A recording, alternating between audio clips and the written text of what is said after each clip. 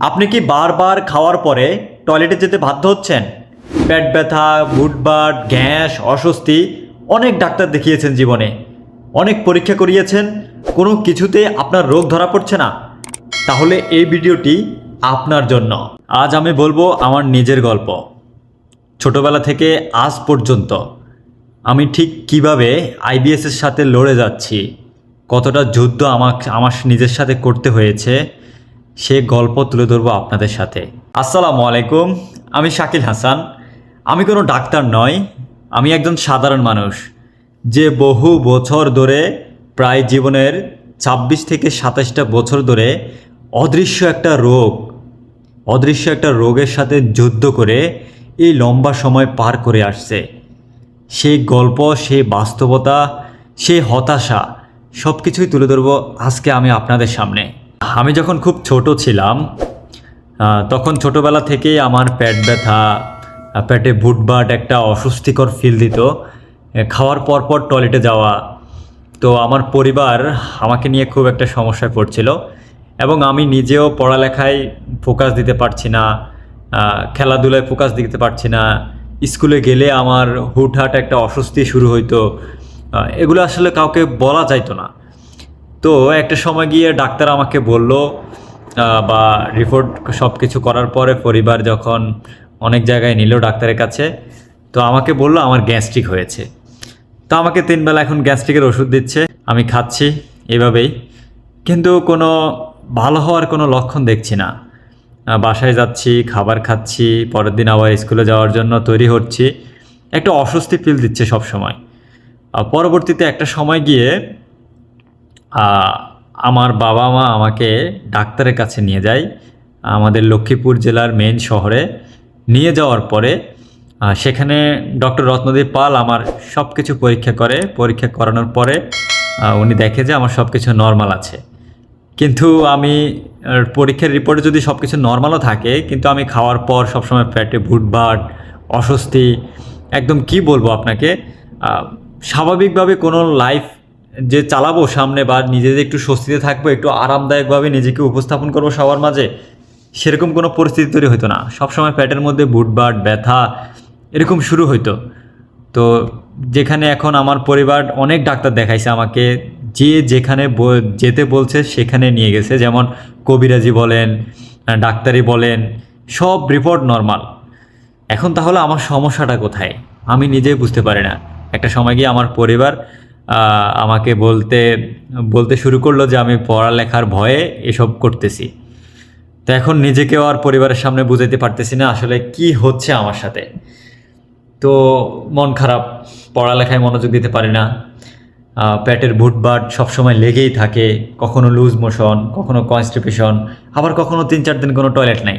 কি যে একটা অস্বস্তি, এটা আসলে যাদের হয় তারাই বুঝবেন। তো এইভাবেই জীবনের অনেকটা সময় শেষ হয়ে গেছে। যখন আমার বয়স আস্তে আস্তে বাড়তে লাগলো, এভাবেই এই অসুখটার সাথে আমি দিনের পর দিন যুদ্ধ করতে লাগলাম। সাথে পড়ালেখা, বাস্তব জীবন সব কিছু তো আছেই, কোনোটাই আমার শান্তিভাবে যাচ্ছিল না। হ্যাঁ, রাতে যদি আমি ঘুমাতে যেতাম 3 থেকে 4 বার এমনও হয়েছে, রাতে 5 থেকে 7-8 বার আমি টয়লেটে যাওয়া লাগছে মাত্র রাতের সময়টায়। ঠিকমতো ঘুম হইতো না, একটা ভয়ে থাকতাম, কি যে হচ্ছে আমার সাথে কেউ বুঝতেছে না, কোনো ডাক্তার বুঝতেছে না। তো এভাবে বয়স বাড়তে লাগলো। একটা সময় গিয়ে পড়ালেখা ছেড়ে দিয়ে মন খারাপ করে বাইরে চলে যাই। বাইরে বলতে ঢাকা শহরে, নিজের জেলা ছেড়ে। ভাবলাম আমি একটু একা থাকবো। পরবর্তীতে ডাক্তার দেখালাম, আবার অস্বস্তি দেখা দিল। বাইরের খাবার দাবার খাওয়া তো হচ্ছেই, খাওয়া তো লাগে ঢাকা শহরে। তুরাগ নদীর পানি তো আছে, ডালের কথা বললাম। তো একটা সময় গিয়ে ডাক্তারের কাছে গিয়ে আবার রিপোর্ট করলাম। আমি ডাক্তার দেখাইছিলাম আপনার ইডেন মাল্টিকেয়ার হসপিটালে, ডক্টর AKM ফজলুল হক। হ্যাঁ, AKM ফজলুল হক, ওনার কাছে আমি দেখাইছি। তো উনি আমার সব পরীক্ষা নিরীক্ষা করার পরে কোলোনোস্কোপি করছে। কোলোনোস্কোপি করার পরে আমার দেখলো যে আমার IBS। হ্যাঁ, তো উনি বলল যে আমার IBS-D, তার মানে ডায়রিয়া। তো আর হলো আলসার আছে, মানে আলসারেটিভ কোলাইটিস। এখন তো আমি ভয় পেয়ে গেছি, কিরে আমার রোগ ধরা পড়ে না, এত জীবনের এতটা সময় শেষ, এখন এখানে এসে বললো যে আমার আইবিএস। তো এখন এই মুহূর্তে আমি কি করব কিছু জানি না। তো ডক্টর আমাকে কিছু ওষুধ দিল আর বললো যে লাইফস্টাইল যদি ঠিকভাবে মেনে চলতে পারি তাহলে আমি সুস্থ থাকবো। খাবার দাবার কন্ট্রোল করতে বলছে, যেমন মশলা জাতীয় খাবার অ্যাভয়েড করা, আটা এবং প্রসেসিং যত খাবার আছে সকল কিছু অ্যাভয়েড করা। তো একটা পর্যায়ে গিয়ে আমি সব কিছু অ্যাভয়েড করতে শুরু করলাম, কিন্তু ডক্টর যে মেডিসিনটা দিল আমার কোনোভাবে কোনো কাজ হচ্ছিল না। আমার পেটে ব্যথা লেগেই আছে হচ্ছে, খাবার খেলে পেটে ব্যথা, টয়লেটে যাওয়ার বেগ, একটা অস্বস্তি তৈরি হচ্ছে আমার মধ্যে। তো পরবর্তীতে আমি এখন জীবন নিয়ে খুব হতাশ। কি করব আসলে, একটা সময় গিয়ে মনে হলো আমি আসলে গলায় দড়ি দেওয়া উচিত। মানে আমি এতটাই ডিপ্রেশনে চলে গিয়েছি, আমি আমার অসুস্থতার কথা কাউকে বুঝাইতেই পারতেছি না।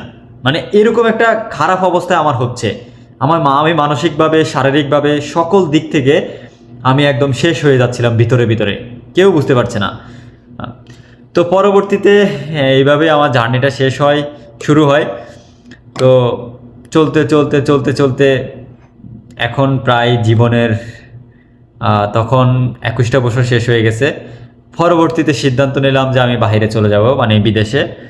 দেখি ওখানে গেলে হয়তো আমি একটু সুস্থ থাকবো, এরকমটা মনে হলো। তারপর দেশ ত্যাগ করলাম, চলে আসলাম সৌদি আরব। 5 বছর হয়ে গেল। এখন এখানে আসার পরে অবস্থা তো আরও অবনতি। তারপর এখান থেকে গেলাম ইন্ডিয়া যাওয়ার পরে আপনার ওইখানে আমার সকল কিছু পরীক্ষা করার পরে আমার বললো যে আইবিএস এবং কোলাইটিস দুইটাই ধরা পড়ছে। তো ওনারা বললো আমার এই রোগের নাকি কোনো চিকিৎসা নাই। কি একটা অস্বস্তিকর একটা কথা শোনার পরে এখন আমি আরও ডিপ্রেশনে চলে যাচ্ছি, যে আমি এমন একটা রোগ নিয়ে পৃথিবীতে আছি যেটা নর্মাল কোনো রিপোর্টে ধরা পড়ে না এবং এটার নাকি কোনো চিকিৎসা নাই। এভাবেই ডিপ্রেশনে যেতে আমি এখন জীবনের 26টা বছর শেষ, আর দেশে যাওয়া হয়নি। বাংলাদেশকে খুব মিস করছি। এই তো আমার একটা কি বলবো নীরব ঘাতক এক রোগের সাথে আমি লড়াই করছি দিনের পর দিন, মাসের পর মাস, বছরের পর বছর। আসলে পেটে ভুটভাট, অস্বস্তি, গ্যাস্ট্রিক, আলসার, হ্যাঁ, খাবার পর টয়লেটে যাওয়ার এই ব্যাগ, এটা যে কতটা কষ্টদায়ক, কতটা যে বেদনাদায়ক, এটা আপনার না হলে আপনি কখনো বুঝবেন না, বা যাদের হয় তারাই বুঝে।